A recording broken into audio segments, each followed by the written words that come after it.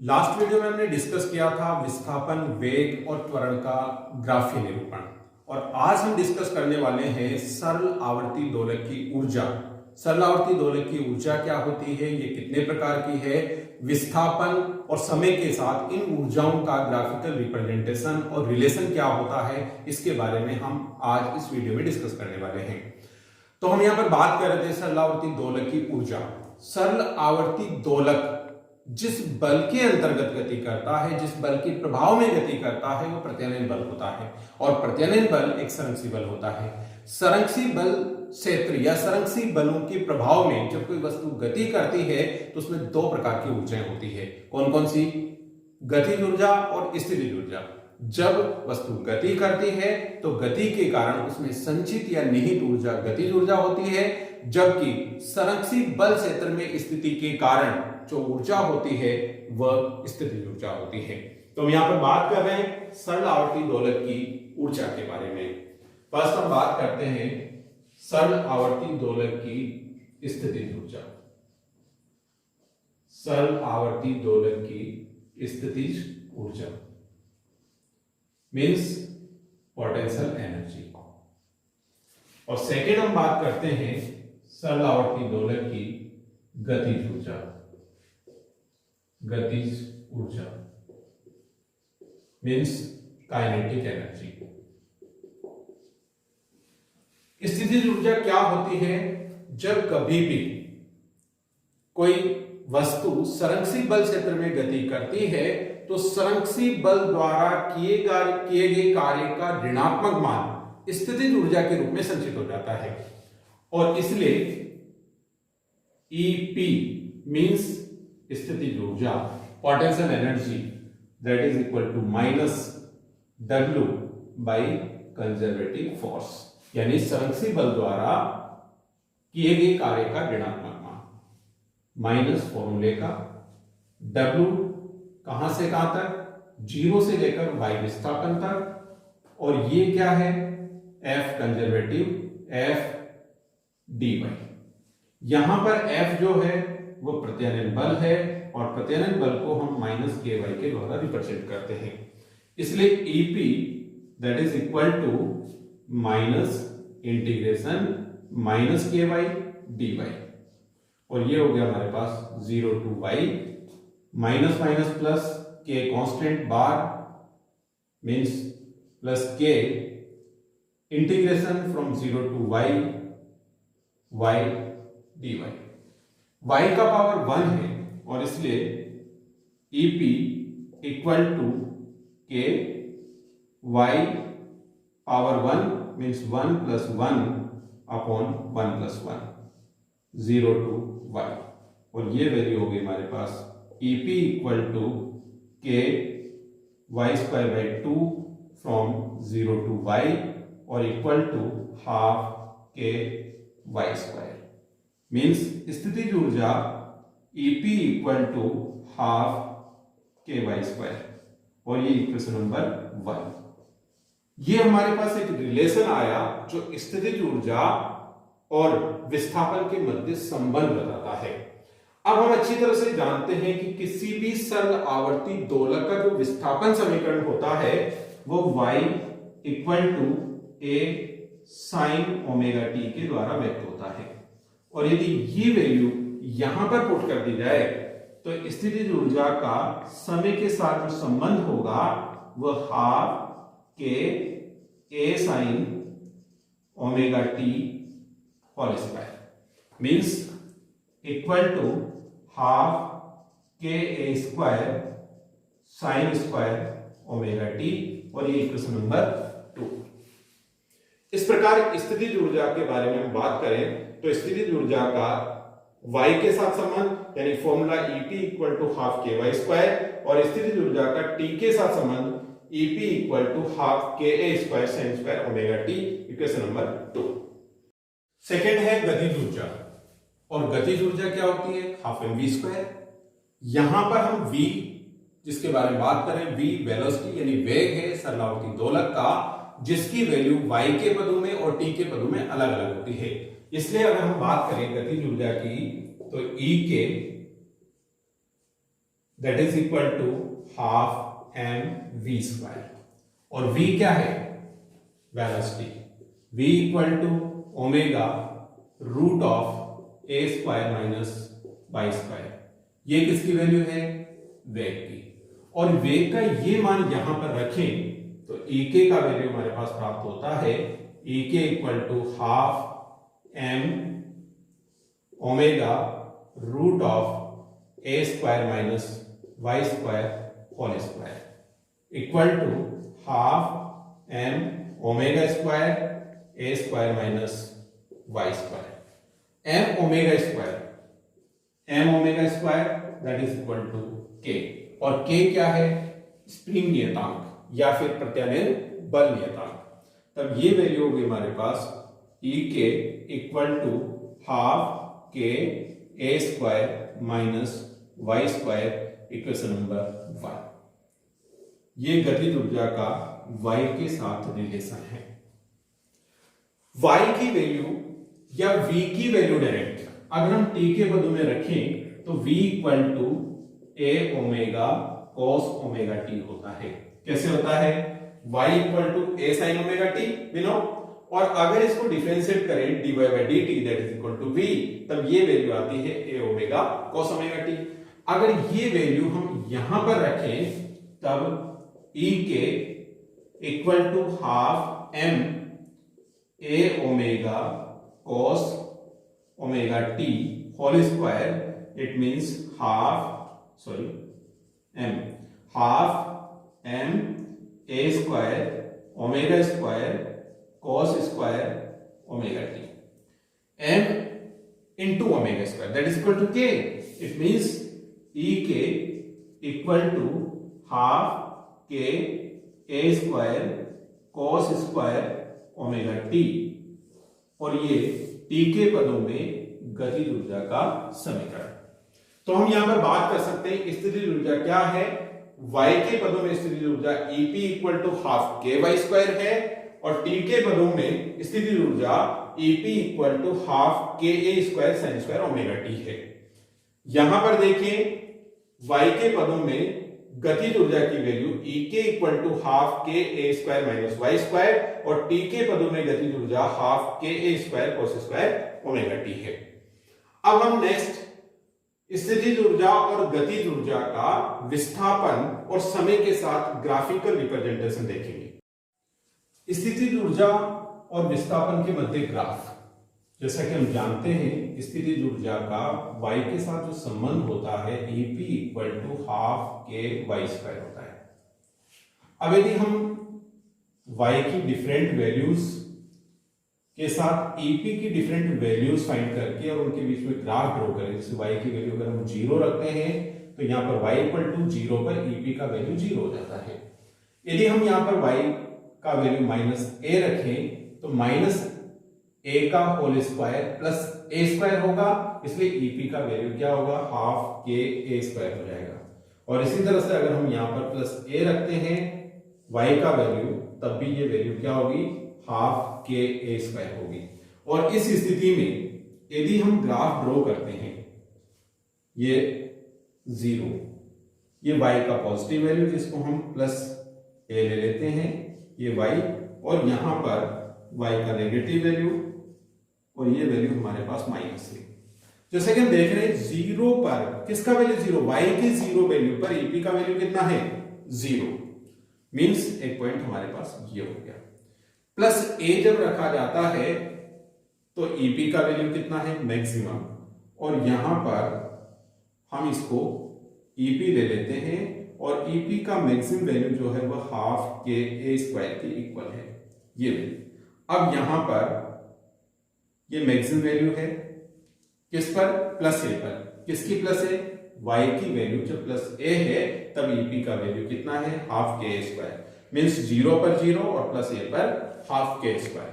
अब minus a पर अगर हम चेक करें मींस यहां पर, तो वैल्यू अगेन Ep का कितना है, हाफ के स्क्वायर, तो ये ग्राफ यहां से आएगा। तो ये ग्राफ बना हमारे पास कुछ इस तरह का,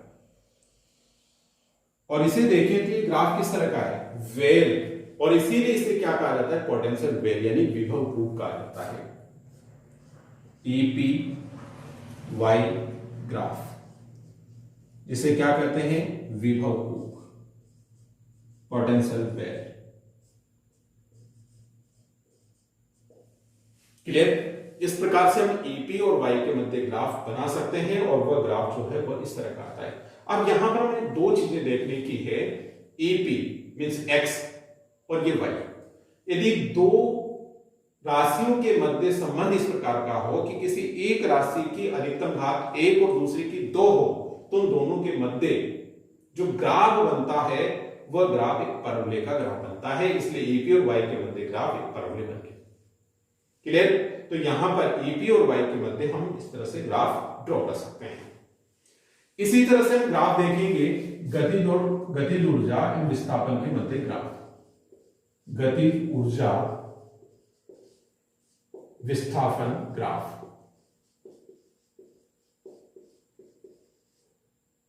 अभी हमने डिस्कस किया था गतिज ऊर्जा E के इक्वल टू हाफ के ए स्क्वायर माइनस वाई स्क्वायर।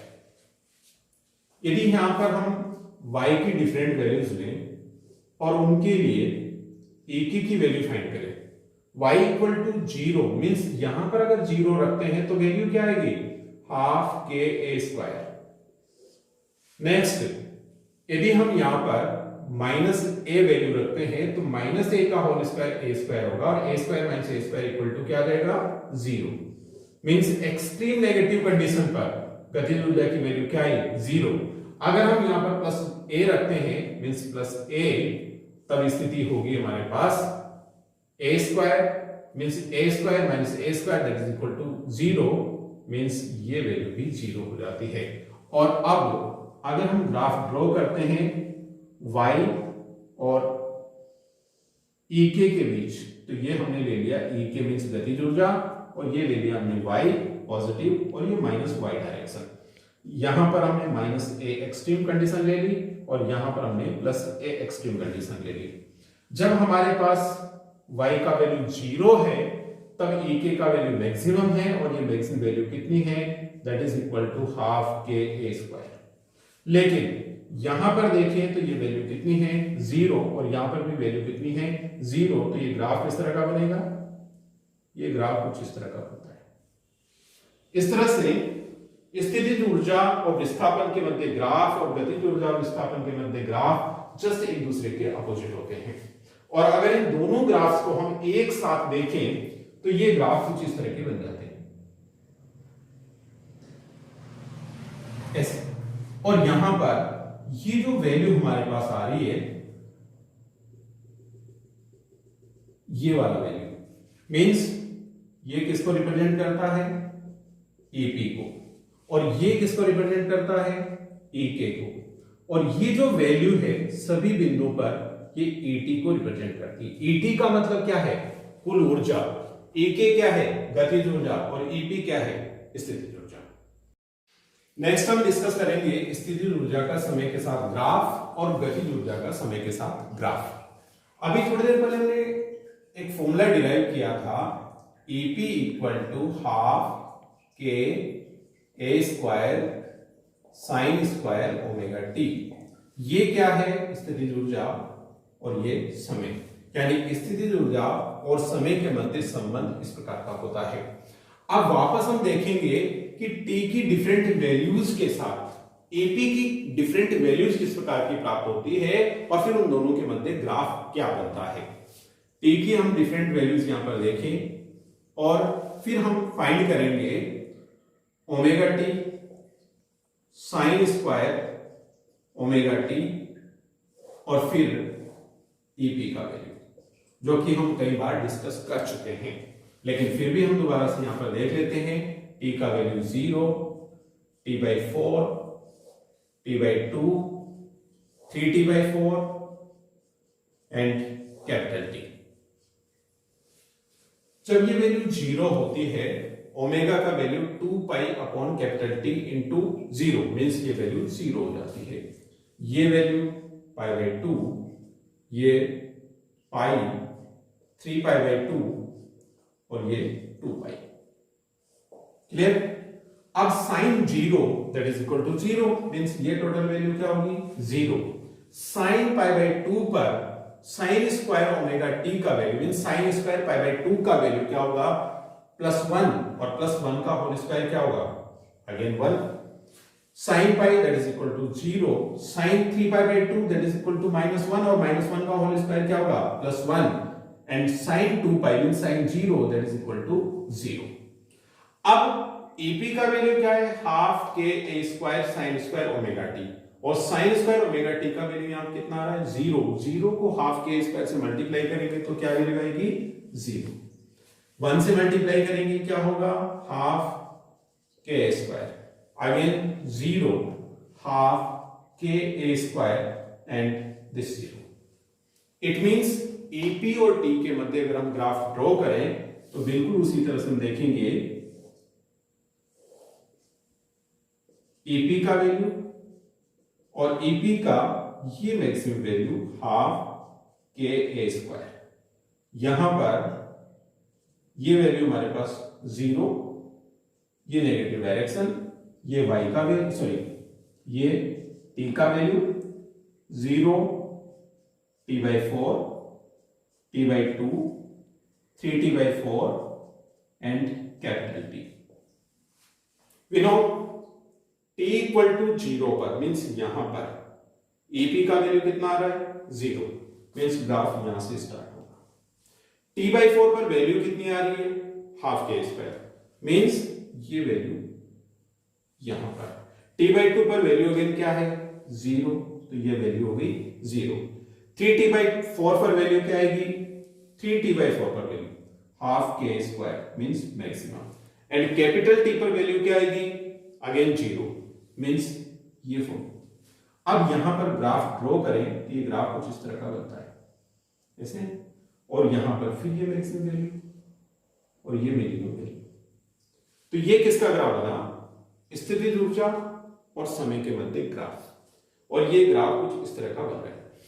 हमने देखा था कि विस्थापन और समय के मध्य ग्राफ, वेग समय के मध्य ग्राफ और त्वरण समय के मध्य ग्राफ वो इस लाइन से नीचे की तरफ आ रहा था मींस उसमें नेगेटिव वैल्यूज भी आ रही थी और पॉजिटिव वैल्यूज भी आ रही थी। यहां पर विशेष रूप से हमें ध्यान रखना है कि ये साइन स्क्वायर है और स्क्वायर होने की वजह से नेगेटिव का स्क्वायर भी पॉजिटिव हो जाता है और पॉजिटिव वैल्यू तो ऑलवेज पॉजिटिव आती ही है। इट मींस ये जो वैल्यू यहां से चल करके नीचे आने वाली थी वो भी ये वैल्यू क्या होगी पॉजिटिव हो गई। इसलिए एक आवर्तकाल के अंतर्गत चूंकि y equal to a sin omega t का ग्राफ इस तरह का बन रहा था, अब EP इक्वल टू हाफ के a square sin square omega t का ग्राफ इस तरह का बनता है। ये विस्थापन और स्थितिज ऊर्जा के मध्य समय और स्थितिज ऊर्जा के मध्य ग्राफ है और पिछला वाला जो ग्राफ हमने ड्रॉ किया था वो स्थितिज ऊर्जा और विस्थापन के मध्य ग्राफ था। अब हम बात करते हैं गतिज ऊर्जा और समय के मध्य ग्राफ। गतिज ऊर्जा का सूत्र क्या होता है E के इक्वल टू हाफ के a square cos square omega T. अब यहां पर हम थोड़ा सा ज्यादा डिटेल में नहीं जा करके शॉर्ट में चलेंगे और हम देखेंगे t की डिफरेंट वैल्यूज पर ek की वैल्यू क्या आएगी। t equal to 0, t/4, t/2, 3t/4 and capital T। We know EK कहां पर 0 पर ये वैल्यू क्या आएगी π/2 और cos π/2 की वैल्यू क्या होती है 1। 1 का स्क्वायर क्या होगा 1 और इसको मल्टीप्लाई करेंगे हाफ के स्क्वायर से तो वैल्यू क्या आएगी हाफ के a स्क्वायर मींस t की 0 वैल्यू पर मींस मीन पोजीशन पर मींस इनिशियल कंडीशन में गतिज ऊर्जा की वैल्यू क्या आई मैक्सिमम और वो कितनी है हाफ के स्क्वायर के इक्वल। t/4 पर वैल्यू क्या आएगी π/2 cos π/2 की वैल्यू क्या होगी 0 मींस 0 से हाफ के स्क्वायर को मल्टीप्लाई करेंगे तो वैल्यू क्या आएगी 0। t/2 पर t/2 मींस पाई और cos पाई का वैल्यू क्या होता है -1 -1 का स्क्वायर क्या होगा +1 को मल्टीप्लाई किया हाफ के स्क्वायर से तो वैल्यू क्या आ गई हाफ के a स्क्वायर। और 3t/4 पर मींस 3 π/2 पर वैल्यू किसका cos का कितना होगा 0 ये वैल्यू 0 और मल्टीप्लाई किया मींस के का वैल्यू भी क्या आ गया 0। अब t पर ये वैल्यू क्या होगी 2 पाई। जब ये वैल्यू 2 पाई होती है cos 2 pi means cos 0 that is equal to 1 और 1 का स्क्वायर 1 और उसको मल्टीप्लाई कर दिया हमने हाफ के स्क्वायर से, तो t पर वैल्यू क्या बन गई हाफ के a स्क्वायर के इक्वल। इट मींस के और t में अगर हम ग्राफ ड्रॉ करें तो हम देखते हैं ये t मींस टाइम, ये के गतिज ऊर्जा, ये 0, यहां पर ये t/4, ये t/2, 3t/4 और ये कैपिटल T। अगेन हम डिस्कस कर रहे हैं के का वैल्यू कहां पर t इक्वल टू 0 पर कितना है हाफ के square, that is maximum value. तो ये वैल्यू होगी हमारे पास हाफ के स्क्वायर, यहां से ग्राफ स्टार्ट होगा t इक्वल टू 0 से। यहां पर देखें तो वैल्यू कितनी आ गई 0 मींस ग्राफ कहां जा रहा है ऐसे। यहां पर वैल्यू कितनी है t/2 पर, अगेन मैक्सिमम, तो ये ग्राफ यहां से ये इस तरह से, ठीक है। यहां पर वैल्यू क्या होगी अगेन 0 और फिर यहां पर वैल्यू क्या होगी अगेन मैक्सिमम, तो ये ग्राफ इस तरह से बनता है और ये गतिज ऊर्जा और समय के मध्य ग्राफ है। क्लियर। यहां पर हमने देखा था स्थितिज ऊर्जा और समय के मध्य ग्राफ, और यहां पर है गतिज ऊर्जा और समय के मध्य ग्राफ। दोनों में बेसिक डिफरेंस नजर आ रहा है। वो बेसिक डिफरेंस क्या है, जब इसकी वैल्यू 0 होती है तो उसकी वैल्यू मैक्सिमम होती है। यहां पर जब स्थितिज ऊर्जा मैक्सिमम है तो गतिज ऊर्जा 0 हो गई। इट मींस दोनों को अगर सम किया जाता है, दोनों का योग किया जाता है किसी भी पर्टिकुलर पॉइंट पर, तो वह वैल्यू हाफ के स्क्वायर के इक्वल प्राप्त होती है। इसका मतलब स्थितिज ऊर्जा और गतिज ऊर्जा का जो योग है वह कितना होगा हाफ के स्क्वायर के इक्वल होगा, वो वैल्यू कांस्टेंट होगी और उसे क्या कहेंगे कुल ऊर्जा। तो हम यहां पर देखें, अगर हम ईपी के साथ ईटी भी ईके ले लेते हैं, मींस ईके और ईपी का ग्राफ दोनों एक साथ ड्रॉ करते हैं, तो ये ग्राफ कुछ इस तरह का बनता है और वह ग्राफ होगा हमारा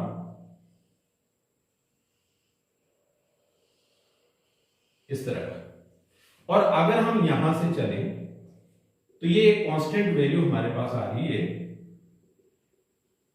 ये इस तरह से। ये जो कांस्टेंट वैल्यू हमारे पास आ गई, इसको हम ईटी के द्वारा रिप्रेजेंट करते हैं। ET means total energy. ये क्या है, ये जो हमारा ग्राफ है ये वाला, वह ई के यानी काइनेटिक एनर्जी को रिप्रेजेंट करता है, और ये जो ग्राफ है वह ईपी यानी पोटेंशियल एनर्जी यानी स्थितिज ऊर्जा को रिप्रेजेंट करता है। हमने वहां भी देखा था, हम यहां पर भी देख रहे हैं, दोनों ही केसेस में हमने डिस्कस किया कि ये वाली जो लाइन है ईपीवाई और ईकेवाई के ग्राफ के साथ ये वाली लाइन आगे वहां भी स्ट्रेट लाइन थी, और वह किसको रिप्रेजेंट कर रही थी हाफ के स्क्वायर की कांस्टेंट वैल्यू को रिप्रेजेंट कर रही थी। और यहां पर ईके और ईपी का ग्राफ अगर हम टी के साथ देखते हैं तो यहां पर भी एक लाइन हमें नजर आ रही है, वो स्ट्रेट लाइन है। और स्ट्रेट लाइन का मतलब यहां पर अगर इस एक्सिस के रिस्पेक्ट में ये स्ट्रेट लाइन आ रही है, पैरेलल आ रही है, तो कांस्टेंट वैल्यू को रिप्रेजेंट करती है। इट मींस कुल ऊर्जा का मान हमेशा नियत रहता है, और इसको हम डिस्कस करने वाले हैं आगे। अभी हमने देखा था स्थितिज ऊर्जा का फॉर्मूला, और वह था Ep इक्वल टू हाफ के ए square sine square omega T. अब हम स्थितिज ऊर्जा और गतिज ऊर्जा के एक पूर्ण चक्र में औसत मान प्राप्त करना चाहते हैं, और औसत मान क्या होगा Ep bar that is equal to half के ए square sine square omega T bar. Bar means औसत वैल्यू। अब हाफ के और ए ये तीनों वैल्यूज कांस्टेंट है। इट मींस ये हो गया हमारे पास हाफ के ए स्क्वायर, और औसत मान किसका होगा केवल साइन स्क्वायर ओमेगा टी का औसत मान, साइन स्क्वायर ओमेगा टी। और साइन स्क्वायर ओमेगा टी का औसत मान अगर पूर्ण चक्र के लिए आपको कभी भी प्राप्त करना हो तो इसका मीन ये होता है 1/T integration from 0 to T sine square omega t dt that is equal to always half. It means इसका जो वैल्यू है वो कितना है 1/2 के बराबर। यहां पर ये वैल्यू 1/2 रखें तो वैल्यू क्या आएगी Ep बार यानी स्थितिज ऊर्जा का औसत मान that is equal to half के ए square into 1/2 that is equal to 1/4 के ए स्क्वायर। ये स्थितिज ऊर्जा का औसत मान प्राप्त हो जाता है। Means EP bar that is equal to 1/4 के ए स्क्वायर। और हाफ के स्क्वायर क्या है? मैक्सिमम वैल्यू किसकी? काइनेटिक और पोटेंशियल एनर्जी दोनों की मैक्सिमम वैल्यू हाफ के स्क्वायर होती है। इट मींस ईपी बार की वैल्यू ईपी मैक्सिमम का क्या हो गया? हाफ। इसी तरह से हम बात करते हैं औसत गतिज ऊर्जा की। और औसत गतिज ऊर्जा का सूत्र हमने देखा था, ई के इक्वल टू हाफ के ए square cos square omega T. It means E के बार गतिज ऊर्जा का औसत मान क्या होगा? हाफ के ए square cos square omega T bar. Half के स्क्वायर तो कांस्टेंट है, इसलिए बार मींस एवरेज वैल्यू किसकी होगी? कॉस स्क्वायर ओमेगा टी की। और cos square omega T bar का जो वैल्यू है sine square omega T bar की तरह ही कितना होता है? Sine square omega T bar means that is equal to 1/2। यानी एक पूर्ण चक्कर के लिए cos स्क्वायर ओमेगा टी या sin स्क्वायर ओमेगा टी का औसत मान हमेशा 1/2 होता है। हमें नोट करके रखना है। कभी भी इस तरह की वैल्यू आ जाए cos स्क्वायर ओमेगा टी और sin स्क्वायर ओमेगा टी और उसका औसत मान प्राप्त करना हो एक पूर्ण चक्र के लिए, तो वैल्यू कितनी आती है? 1/2 के equal. It means e K bar that is also equal to half के ए स्क्वायर इंटू 1/2 मीन्स 1/4 के ए स्क्वायर। मीन्स ई के bar that is equal to 1/4 k square which is equal to E P bar. कहने का मतलब यह है एक पूर्ण चक्र में गतिज ऊर्जा और स्थितिज ऊर्जा का औसत मान बराबर होता है और ये वैल्यू ईपी मैक्सिमम या ईके मैक्सिमम की हाफ वैल्यू के इक्वल होती है। आज का वीडियो जब हमने स्टार्ट किया था तभी हमने डिस्कस किया था कि जब कभी भी कोई वस्तु संरक्षित बल क्षेत्र में गति करती है तो उसकी दो प्रकार की ऊंचाई होती है। इसका मतलब सरल आवर्ती दोलक जो कि प्रत्यानयन बल जो कि संरक्षित बल है के प्रभाव में गति करता है, तो सरल आवर्ती दोलक की कुल ऊर्जा गतिज ऊर्जा और स्थितिज ऊर्जा की योग के बराबर होती है। इसलिए किसी सरल आवर्ती दोलक की कुल ऊर्जा ET that is equal to EP plus EK। अब यहां पर EP का जो वैल्यू है किसके पदों में? T के पदों में। और वह वैल्यू क्या है? हाफ के ए square sine square omega T. और EK का वैल्यू क्या है? हाफ के ए square cos square omega T. ये दोनों वैल्यूज अगर हम यहां पर पुट करते हैं तो ET मींस दोलक की कुल ऊर्जा और वह कितनी प्राप्त होगी? हाफ के ए square sine square omega T plus half के ए square cos square omega T. Half के स्क्वायर यहां और हाफ के स्क्वायर यहां पर। अगर हम इसको कॉमन ले लें तो वैल्यू हमारे पास आएगी हाफ के ए square sine square omega T plus cos square omega T. और हम अच्छी तरह से जानते हैं कि sine square theta plus cos square theta that is equal to 1। Well known formula of trigonometry sine square theta plus cos square theta equal to 1। Theta का value अगर हम यहां पर ओमेगा टी ले लें तो sine square omega T plus cos square omega T that is also equal to 1। It means ET का value क्या आ गया? ET इक्वल टू हाफ के ए स्क्वायर इनटू 1 मींस हाफ के ए स्क्वायर। और ये वैल्यू T पर डिपेंड नहीं करती। इसका मतलब क्या हुआ? सरल आवर्ती दोलक की कुल ऊर्जा का मान समय पर निर्भर नहीं करता बल्कि कांस्टेंट रहता है और वह वैल्यू कितनी होती है? हाफ के स्क्वायर के बराबर होती है। अगेन दोलक की कुल ऊर्जा ET equal to ET equal to EP plus EK ये वैल्यू। और यहां पर ईपी किसके पदों में, वाई के पदों में, हाफ के वाई स्क्वायर, और ई के मीन्स गतिज ऊर्जा हाफ के ए स्क्वायर माइनस वाई स्क्वायर। इसलिए कुल ऊर्जा ET equal to half k y square plus half के ए स्क्वायर माइनस वाई स्क्वायर, और इसको ओपन कर दें तो ये वैल्यू हमारे पास आएगी half k y square plus half के ए square minus half k y square. Clear? Half k y square से half k y square cancelled, तो क्या बचा, E T that is equal to half के ए square. We know k equal to m omega square. ये value यहां पर put कर दें तो ई टी का जो वैल्यू होगा हमारे पास that is equal to half M omega square A square. And omega क्या होता है, कोणीय आवृत्ति, और उसकी वैल्यू क्या है 2 पाई एन। एन क्या है, आवृत्ति। इट मींस ईटी का जो वैल्यू हमारे पास आया half M 2 pi N whole square into A square, means E total that is equal to half into 4 pi square N square M into A square.